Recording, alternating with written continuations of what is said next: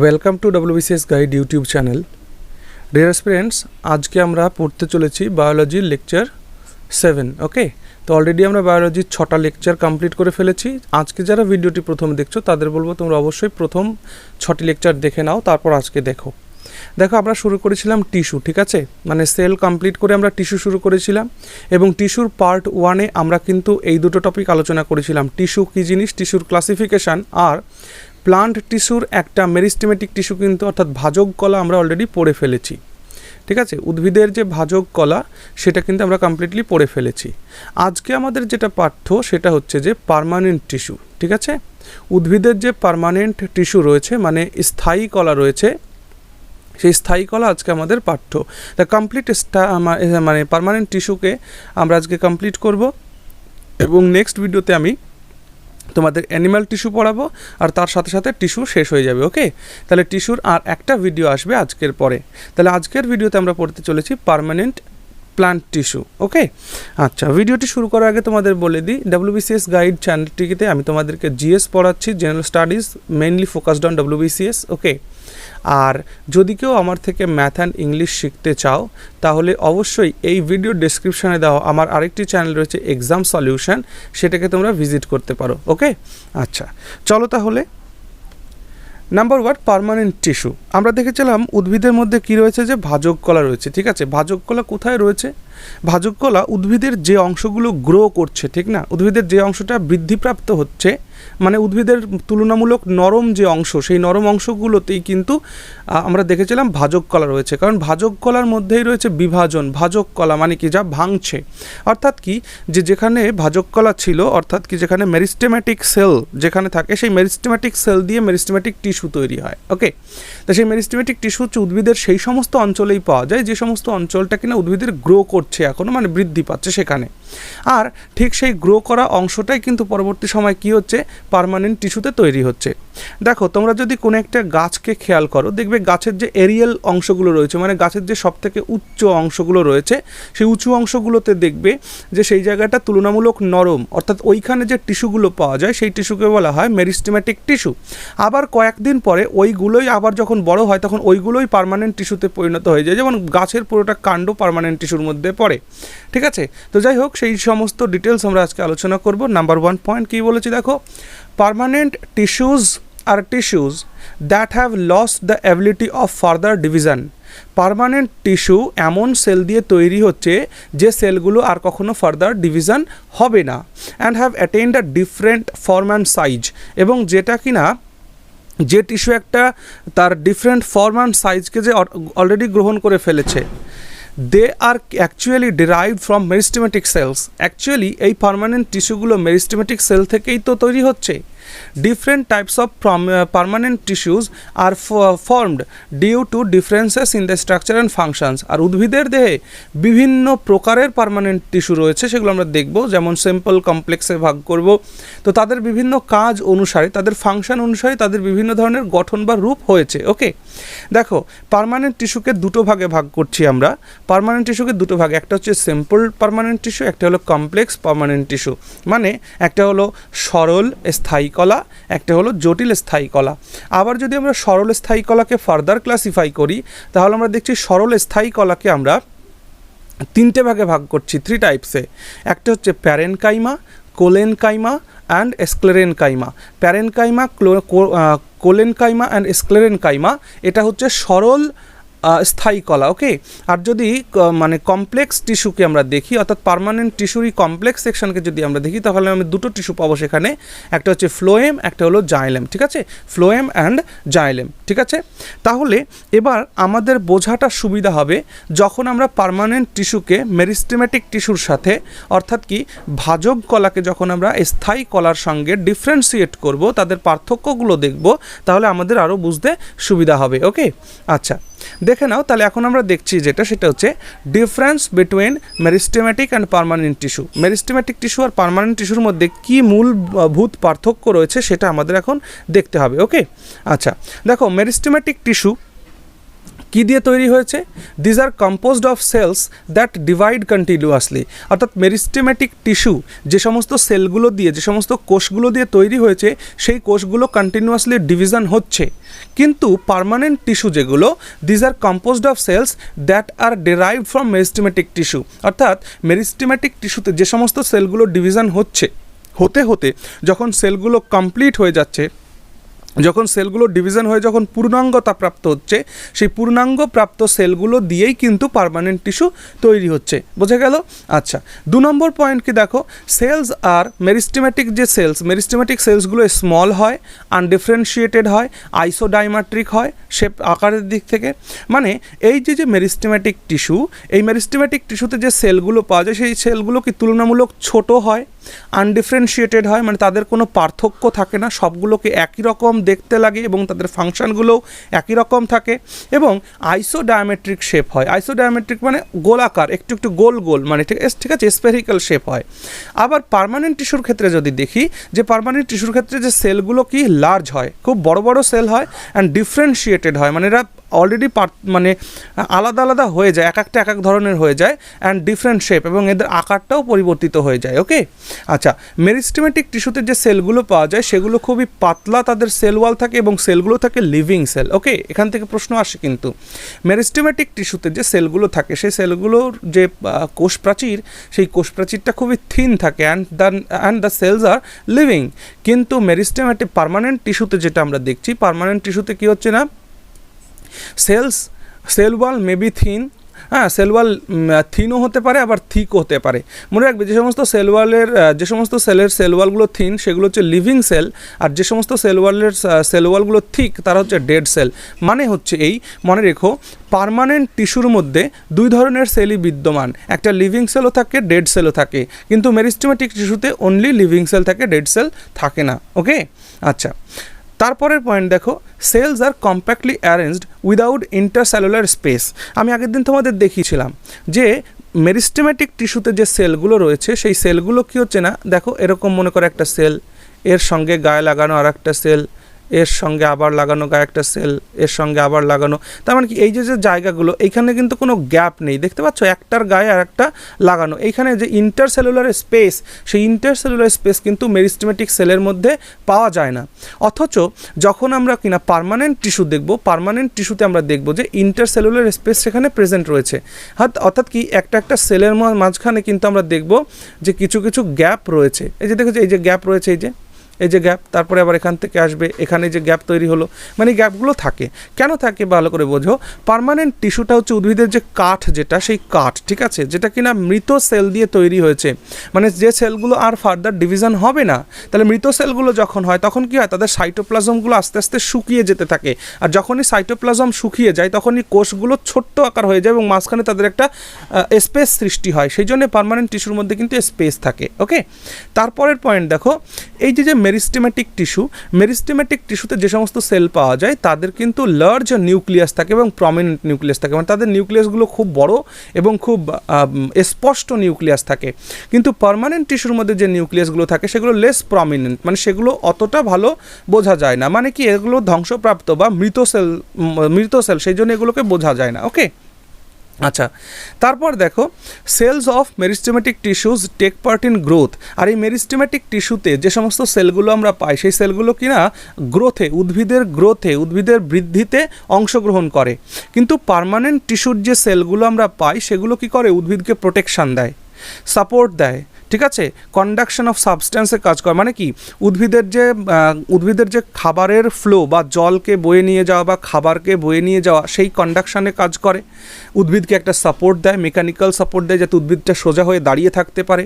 তার ভেতরের অংশটাকে প্রোটেকশান দেয়, তার স্টোরেজটাকে খেয়াল করে, খাবার সংগ্রহ করে রাখে, ফটোসিনথেসিসে কাজ করে। বুঝতে পারছো? অর্থাৎ কি, একটা উদ্ভিদকে রিজিডিটি প্রদান করার জন্য, একটা উদ্ভিদকে বেঁচে থাকার জন্যে বা দাঁড়িয়ে থাকার জন্য, শক্ত হয়ে দাঁড়িয়ে থাকার জন্যে তার যত ধরনের প্রোটেকশান, সাপোর্ট যা কিছু দরকার, সেগুলো পার্মানেন্ট টিস্যু দেয়। ওকে, আচ্ছা, তাহলে বোঝা গেল দুটোর মধ্যে তফাৎ। তাহলে পার্মানেন্ট টিস্যু হচ্ছে মেরিস্টেমেটিক টিস্যুর সেকেন্ড স্টেজ, মানে মেরিস্টেমেটিক টিস্যু যখন বৃদ্ধ হয়ে যায়, তখন সেটা পার্মানেন্ট টিস্যুতেই কনভার্ট হয়ে যায়। অ্যাকচুয়ালি বোঝা গেল? Very good. নাও দেখো সিম্পল টিস্যু, এবার পার্মানেন্ট টিস্যুকে আমরা কটা ভাগে ভাগ করেছিলাম? পার্মানেন্ট টিস্যুকে আমরা দুটো ভাগে ভাগ করেছিলাম, একটা হলো সিম্পল টিস্যু, একটা হলো কমপ্লেক্স টিস্যু। তাহলে সিম্পল টিস্যুটা কী হচ্ছে না, it is made up of only one kind of cells. এই সিম্পল টিস্যুগুলো একই ধরনের সেল দিয়ে তৈরি, হ্যাঁ, ফর্মিং এ ইউনিফর্ম মাস, যেটাকে একটা ইউনিফর্ম মাস বা বস্তু তৈরি করছে। The cells are similar in structure, origin and function, এবং সেই সেলগুলো স্ট্রাকচারের দিক থেকে, তাদের গঠনের দিক থেকে, তাদের সৃষ্টির দিক থেকে, তাদের ফাংশনের দিক থেকে একই রকম হয়। তাই সিম্পল টিস্যুগুলো হচ্ছে একই ধরনের সেল দিয়ে তৈরি হওয়া tissue. It is of 3 types. আর এই সিম্পল টিস্যুকে 3টে ভাগে ভাগ করা হচ্ছে। একটা হচ্ছে কিনা প্যারেনকাইমা, একটা হচ্ছে প্যারেনকাইমা, একটা হচ্ছে কোলেনকাইমা, একটা হচ্ছে স্ক্লেরেনকাইমা। ওকে, এবার আমরা ধীরে ধীরে এদের সম্পর্কে একটু পড়ে ফেলি। দেখো প্যারেনকাইমা টিস্যু যেটা রয়েছে, প্যারেনকাইমা কি? প্যারেনকাইমা হলো সিম্পল পার্মানেন্ট টিস্যু, অর্থাৎ এটা হচ্ছে স্থায়ী কলা, উদ্ভিদের স্থায়ী কলা, কিন্তু এটা তবুও সিম্পল ভাগের মধ্যে পড়ছে। তো parenchyma is widely distributed in plant body, মানে এই প্যারেনকাইমা উদ্ভিদের দেহের সমস্ত অংশেই বিরাজমান, যেমন কি স্টেম উদ্ভিদের কাণ্ডে বিরাজমান, রুট শিকড়ে বিরাজমান, পাতায় বিরাজমান, ফুলে বিরাজমান, ফলে বিরাজমান। বোঝা গেল? প্যারেনকাইমা উদ্ভিদের কাণ্ড, পাতা, ফুল, ফল, শিকড় সব জায়গায় প্যারেনকাইমাটা থাকে। হয়েছে? তারপরে দেখো they are found in the cortex of roots. এটা উদ্ভিদের মূলের কোথায় থাকে? উদ্ভিদের মূলের বহিস্তকে থাকে। কর্টেক্স মানে বহিস্তক, ঠিক আছে? উদ্ভিদের কর্টেক্সে থাকে। মূলের যে বহিস্তক, সেই বহিস্তকে কিন্তু প্যারেনকাইমা থাকে। Ground tissue in stem, ground টিস্যুতে থাকে, হ্যাঁ, ঠিক আছে, মানে যেখান থেকে উদ্ভিদের মানে মাটির নিচের থেকে যেখান থেকে উদ্ভিদ উঠছে সেই গ্রাউন্ড টিস্যুতে কিন্তু, সেই গ্রাউন্ড স্টেমে কিন্তু এই টিস্যুগুলো থাকে। অ্যান্ড মেসোফিল অফ লিভস, এবং পাতায় যে মেসোফিল কলা রয়েছে, মেসোফিল কলা কিছুই নয়, মেসোফিল কলা হচ্ছে প্যারেনকাইমা অ্যান্ড কোলেনকাইমার মিশ্রণ, ঠিক আছে? মেসোফিল কলা হচ্ছে উদ্ভিদের মেসোফিল কলাটা হচ্ছে প্যারেনকাইমা কলা অ্যান্ড কোলেনকাইমা কলা, এই দুটোর মিশ্রণেই মেসোফিল কলা তৈরি হয়। এগুলোর ফার্দার ডিভিশন দরকার নেই। এক্সাম পয়েন্ট অফ ভিউ থেকে যতটুকুন দরকার, একটা কথা তোমাদের আমি বলি, দেখো পড়াতে চাইলে কিন্তু অনেক কিছু পড়ানো যায়, মানে খুব ডিটেলসে পড়ানো যায়, কিন্তু একটা জিনিস মাথায় রাখো, WBCS এর মতন পরীক্ষায় তোমরা যখন বসবে বা যে কোনো ধরনের কম্পিটিটিভ এক্সাম পরীক্ষায় যখন বসবে, তখন তোমাকে ততটুকুনি পড়তে হবে যেটা তোমার পরীক্ষার জন্য দরকার। কেন এমনটা বলছি? কারণ সিলেবাসটা এত বৃহৎ যে সমস্ত কিছু যদি তুমি ডিটেলসে পড়তে চাও, তাহলে কিন্তু তোমার আদৌ সিলেবাসটাকে কমপ্লিট করা সম্ভব নয় এবং অত ইনফরমেশান মনে রাখা সম্ভব নয়। আমি যদি ডিটেলসে পড়তে চাই, তাহলে দেখা গেল যেগুলো পরীক্ষায় আসার মতন জিনিস সেগুলোকে আমরা ভুলে গেলাম, আর যেগুলো দরকার না সেগুলো আমাদের মনে রয়ে গেল।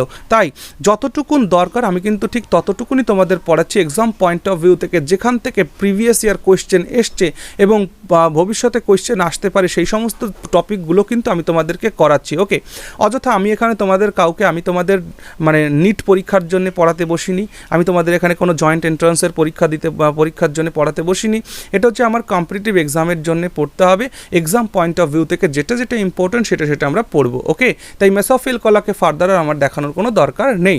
তাহলে উদ্ভিদের যে পাতায় যে মেসোফিল কলা রয়েছে, সেই মেসোফিল কলার মধ্যেও কিন্তু আমরা প্যারেনকাইমাকে দেখতে পাই। Okay, the cells of this tissues are isodiametric. Already আমরা পড়েছি প্যারেনকাইমার যে সেলগুলো, টিস্যুগুলো, সেলগুলো, সেগুলো হচ্ছে আইসোডায়ামেট্রিক, মানে একটু বৃত্তাকার, মানে স্ফেরিক্যাল ইন শেপ, গোলাকার টাইপের আর কি। হচ্ছে পরের পয়েন্ট দেখো যে প্যারেনকাইমা টিস্যু কন্টেন্স ক্লোরোফিল।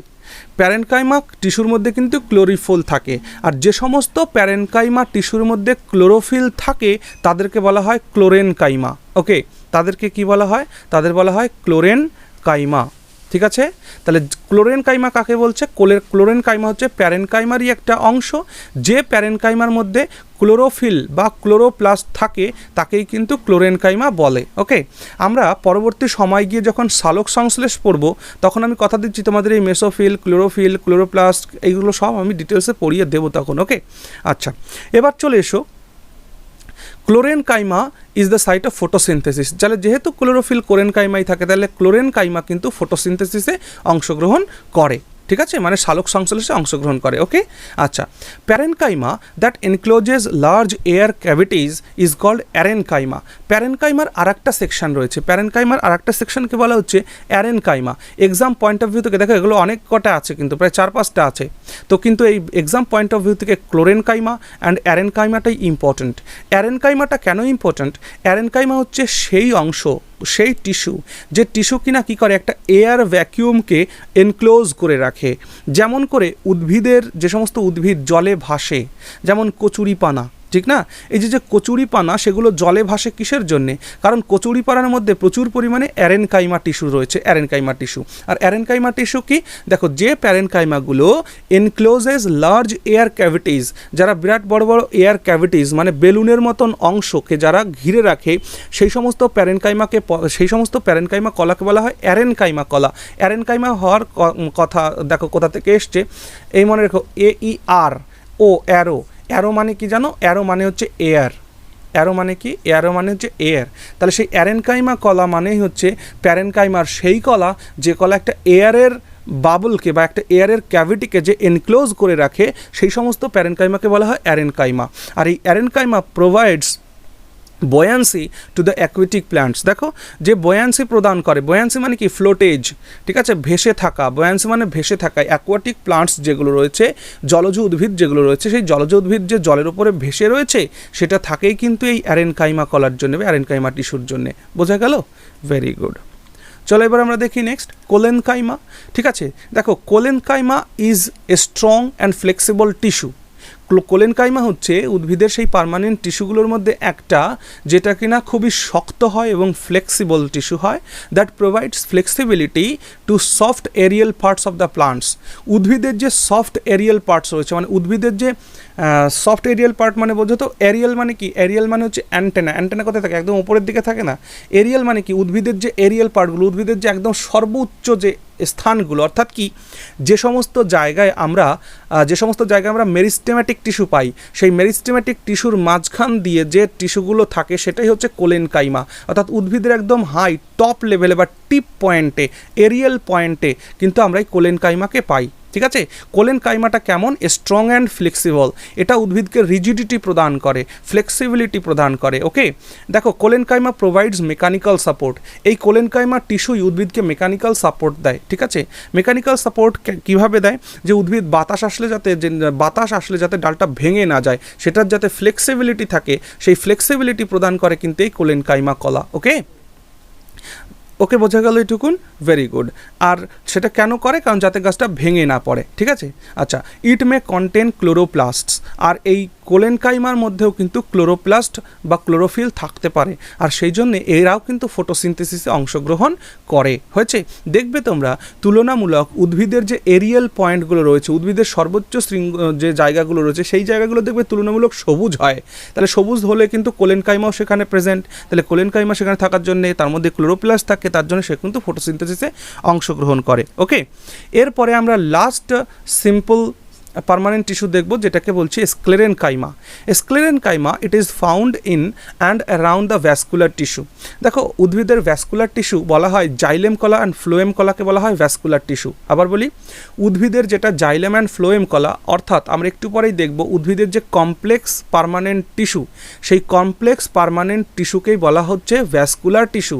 যে সমস্ত টিস্যুগুলো জল বা খাদ্যের পরিবহন করে তাদের বলা হয় ভ্যাসকুলার টিস্যু। বলি আর একবার, উদ্ভিদের যে সমস্ত টিস্যু জল বা খাদ্য পরিবহন করে তাদের বলা হয় ভ্যাসকুলার টিস্যু। আর এই স্ক্লেরেনকাইমা কলাগুলো ওই ভ্যাসকুলার টিস্যুর মাঝে বা তাদের আশেপাশেই খুঁজে পাওয়া যায়। হয়েছে? Under the skin, that is epidermis in dicot stem. দ্বিবীজপত্রী উদ্ভিদের যে এপিডার্মিস রয়েছে, ত্বক রয়েছে, সেই ত্বকের নিচেই কিন্তু আমরা এই স্ক্লেরেনকাইমা কলাকে পাই। ওকে, এইখানে সেলসগুলো খুব লং হয়, অর্থাৎ কি স্ক্লেরেনকাইমার যে সেলগুলো সেগুলো খুব লং হয়, ন্যারো হয়, থিক হয় আর লিগনিফাইড হয়। ওকে, এটা খুব ভালো পয়েন্ট। স্ক্লেরেনকাইমা কিন্তু লিগনিফাইড, অর্থাৎ লিগনিন দ্বারা পরিবেষ্টিত থাকে, লিগনিন দ্বারা, এই জন্য lignified. The cell wall is evenly thickened with lignin, এবং এদের কোষ প্রাচীরগুলো লিগনিন দ্বারা ঠিক করে থাকে। এবং মনে রেখো, প্রত্যেকটা কোষের যে কোষ প্রাচীর তৈরি হয় সেগুলো কী দিয়ে তৈরি হয়? সেলুলোজ দিয়ে। মনে রেখো, সেলুলোজ দিয়ে কোষ প্রাচীর তৈরি হয়। ওকে, আর লিগনিনটা কি? Lignin is a waterproof substance.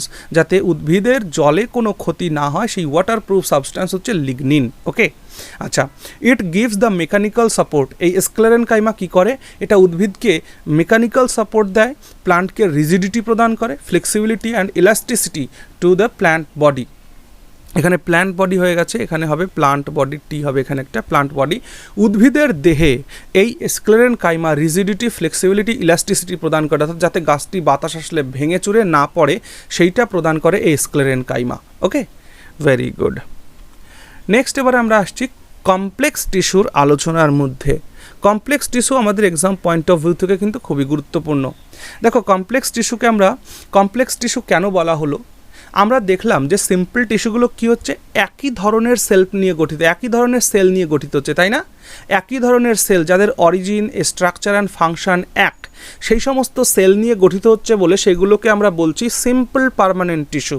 কিন্তু কমপ্লেক্স পার্মানেন্ট টিস্যু যেগুলো, সেগুলো more than one type of cells নিয়ে গঠিত হচ্ছে, মানে একই ধরনের নয়, একই ধরনের ঊর্ধ্বে মানে একাধিক সেল নিয়ে এরা গঠিত হয় এবং সেগুলো একত্রিত হয়ে একটা নির্দিষ্ট একটা কাজ বা পার্টিকুলার ফাংশনকে পারফর্ম করে। ওকে, আর এই কমপ্লেক্স টিস্যুকে আমরা দুটো ভাগে ভাগ করেছি, একটা হচ্ছে জাইলেম টিস্যু, একটা হচ্ছে ফ্লোয়েম টিস্যু। ঠিক আছে, এবার একটা কথা মনে রাখো, জাইলেম মানে কি জল মনে করতে পারো?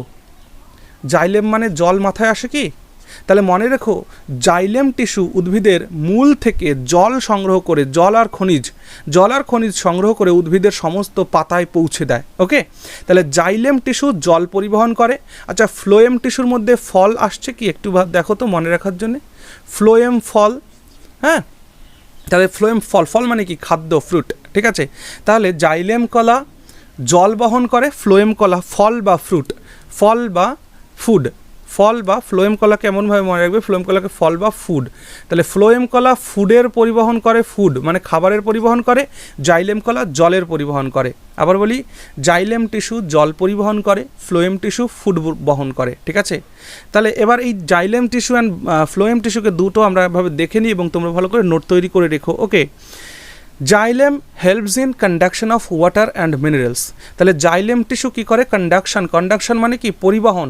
তাহলে জাইলেম টিস্যু ওয়াটার অ্যান্ড মিনারেলসের পরিবহন করে। এই জাইলেম টিস্যু উদ্ভিদের মূল থেকে জল আর খনিজ পদার্থ সংগ্রহ করে সেটা উদ্ভিদের পাতায় পৌঁছে দেয়, আর পাতা সেখানে কি করছে? খাবার তৈরি করছে ফটোসিনথেসিসের মাধ্যমে। আর সেই ফটোসিনথেসিসের মাধ্যমে যে খাবারগুলো তৈরি হচ্ছে সেইগুলোকে ফ্লোয়েম কলা অর্থাৎ ফ্লোয়েম টিস্যু কী করে? সেই উদ্ভিদের ফুডগুলোকে মিনারেলস বা অর্গানিক ফুড ম্যাটেরিয়ালস বা অর্গানিক যে সলিউশনসগুলো রয়েছে সেইগুলোকে উদ্ভিদের সমস্ত অংশে পৌঁছে দিচ্ছে। বোঝা গেল? তাহলে জাইলেমের কাজ জল পরিবহন, ফ্লোয়েমের কাজ ফুড পরিবহন। ঠিক আছে, ভেরি গুড। দেখো, এই জাইলেম টিস্যুর যে the flow of material is mostly unidirectional. মানে জাইলেম টিস্যুর একটা ফ্লো হচ্ছে ইউনিডাইরেকশনাল, মানে এটা একই দিকে পরিবাহিত হবে। অর্থাৎ জাইলেম টিস্যু সবসময় কী করবে না, জাইলেম টিস্যু যেটা আমাদের যে পৃথিবীতে যে টানটা রয়েছে অভিকর্ষ টান, তাই না? সেই অভিকর্ষ টানের মানে গ্র্যাভিটেশনের বিপরীত দিকে ফ্লো করে। কোন টিস্যু? Xylem tissue. মনে রেখো, তাহলে গ্র্যাভিটেশনের বিপরীত দিকে, অর্থাৎ উদ্ভিদের মাটি থেকে জলকে তুলে পাতায় পৌঁছে দেয় জাইলেম কলা, এবং এর একটাই ডিরেকশন। ঠিক আছে, the flow of material is mostly unidirectional, মানে একটাই ডিরেকশানে ফ্লো করে। কিন্তু ফ্লোয়েম টিস্যু যেহেতু খাবার তৈরি করবে, পাতায় খাবার তৈরি করবে, পাতা থেকে নিচেও এসে কাণ্ডের মানে মূলেও কিন্তু তার খাবার পরিবহন করতে হবে, আবার গাছের ওপরের টপেও খাবার পরিবহন করতে হবে। তাই ফ্লোয়েম টিস্যু যেহেতু খাবার পরিবহন করে, তাই তার যে ফ্লো অফ ম্যাটেরিয়াল হবে সেটা কি না, বাই ডিরেকশনাল হবে, মানে দুই দিকেই যাবে। ওপরের দিকেও তার পরিবহন থাকবে, নিচের দিকেও তার পরিবহন থাকবে। বোঝা গেল? Very good. এরপর দেখো, জাইলেম কলা চারটে জিনিস নিয়ে জাইলেম কলা চারটে জিনিস দিয়ে গঠিত হয়। একটা হচ্ছে জাইলেম কলার মধ্যে ট্রাকিড থাকে, ভেসেলস থাকে, জাইলেম প্যারেনকাইমা থাকে, জাইলেম ফাইবার থাকে। ওকে, তাহলে জাইলেম কলা আবার বলি, জাইলেম কলা চারটে জিনিস নিয়ে গঠিত হয়। একটা হচ্ছে ট্রাকিড, একটা হলো ভেসেল, একটা হলো জাইলেম প্যারেনকাইমা, একটা হলো জাইলেম ফাইবার। আর ফ্লোয়েম প্যারেনকাইমাও চারটে জিনিস নিয়ে গঠিত হয়। একটা হচ্ছে শিভ টিউবস, ঠিক আছে, যেটাকে বাংলায় বলে শিবনল, কম্প্যানিয়ন সেলস, বাংলায় যাকে বলে সঙ্গী কোষ, ঠিক আছে, phloem parenchyma and phloem fibres. ঠিক আছে, তাহলে এই হচ্ছে মূল কাহিনী। এই তাহলে ফ্লোয়েম টিস্যু কী নিয়ে গঠিত হচ্ছে? ফ্লোয়েম টিস্যু চারটে জিনিস নিয়ে গঠিত হচ্ছে। একটা হলো sieve tubes, companion cells, phloem parenchyma and phloem fibres. আর যেটা জাইলেম টিস্যু সেটা চারটে জিনিস নিয়ে গঠিত হচ্ছে। একটা হচ্ছে ট্রাকিডস, একটা হলো ভেসেলস, একটা হলো জাইলেম প্যারেনকাইমা, একটা হচ্ছে জাইলেম ফাইবার্স। ওকে, আচ্ছা, তারপরে দেখো কন্ডাক্টিং এলিমেন্টস অফ জাইলেম। এই জাইলেম টিস্যুর মধ্যে যারা কন্ডাকশানে, যারা পরিবহনে সাহায্য করে, তারা কারা? তারা হচ্ছে ট্রাকিডস আর ভেসেলস। তাহলে জাইলেম টিস্যুর এই ট্রাকিডস আর ভেসেলস এরাই কিন্তু পরিবহনে সাহায্য করে, অথচ ফ্লোয়েম টিস্যুর মধ্যে শুধুমাত্র পরিবহন করে কে সিভ নল, ঠিক আছে। সিভ টিউবসটাই কিন্তু জাইলেমের ফ্লোয়েমের মধ্যে পরিবহন করে, ঠিক আছে। তাহলে ফ্লোয়েম কলার কোন অংশ পরিবহনে সহযোগিতা করে? মনে রেখো, ফ্লোয়েম কলার সিভ নল বা সিভ টিউব পরিবহনে সাহায্য করে, আর জাইলেম কলার কোন অংশ কন্ডাকশনে সাহায্য করে? না ট্রাকিড আর ভেসেলস, ঠিক আছে। আচ্ছা, লাস্ট পয়েন্টটা খুবই গুরুত্বপূর্ণ, এখান থেকে কিন্তু প্রশ্ন জিজ্ঞেস করে। ওকে, দেখো, out of 4 elements of xylem, xylem 4টে জিনিস দিয়ে গঠিত হয়েছে, tracheid, vessels, xylem parenchyma, xylem fibres. তাহলে এদের মধ্যে মনে রেখো অনলি জাইলেম প্যারেনকাইমা হচ্ছে লিভিং, এর মধ্যে জাইলেম টিস্যুর মধ্যে জাইলেম প্যারেনকাইমাটাই লিভিং থাকে, জীবিত, আর বাদবাকি অ্যান্ড রেস্ট 3 আর ডেড, এবং বাদবাকি অংশগুলো কিন্তু মৃত অবস্থায় থাকে, ঠিক আছে। আর ফ্লোয়েম কলার মধ্যে অনলি ফ্লোয়েম ফাইবার্স আর ডেড, আর বাকি সবগুলো কিন্তু লিভিং, ঠিক আছে। এইটা একটুখানি টাং টুইস্টিং, মানে এখানে একটুখানি টুইস্ট রয়েছে, এখানে ভালো করে দেখে নাও যে ফ্লোয়েম কলার মধ্যে ফ্লোয়েম ফাইবার্সটাই ডেড, আর বাদবাকি যে কটা রয়েছে সেগুলো সব জীবিত অবস্থায় থাকে। আর জাইলেম টিস্যুর মধ্যে শুধুমাত্র জাইলেম প্যারেনকাইমাটা জীবিত, আর বাদবাকি সব মৃত অবস্থায় থাকে। ওকে, তো এইখানে আমাদের মোটামুটি উদ্ভিদের যে পার্মানেন্ট সেল সেটা শেষ হলো। আশা করছি তোমরা বুঝতে পেরেছো। যদি না বুঝে থাকো তাহলে ভিডিওটিকে আরও একবার প্রথম থেকে দেখতে পারো।